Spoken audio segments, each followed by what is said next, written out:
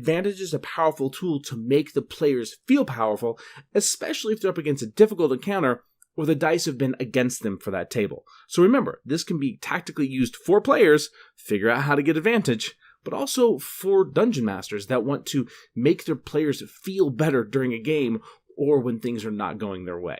So let's talk a second about the tactical uses as a dungeon master to use advantage and disadvantage. The first thing we have to talk about is challenge the party. Use darkness, invisibility, flanking on the enemies. Give enemies advantage when there are fewer of them. Or if the players have high EC, how would they get advantage? Also, set the scene. When you're making the environmental hazards there that are imposing disadvantage, make sure it feels that way. Just don't be like, oh, you have disadvantage. Let them know the darkness is so thick that you can barely see beyond it.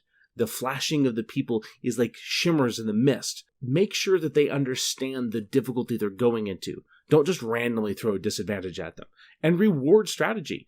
Give them advantage on clever ideas by tossing a torch into the night, lights up the bad guys, casting light around them, and now they're in darkness. Allow them to trade that strategy or to reward that strategy and change the environment, change the circumstance that you as a dungeon master gave them. If they can combat your disadvantage and turn it into advantage for themselves, let them. That is one of the most rewarding things you can have as both a player and as a dungeon master. The looks on my player's face when they thwart the dungeon master, even though we don't play a versus game. Well, most of the time. Now, there's some caps when it comes to disadvantage and advantage.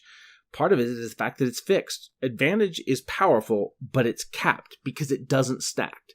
There's a couple of feats, maybe one in particular, that can give you double advantage, meaning rolling 3 dice.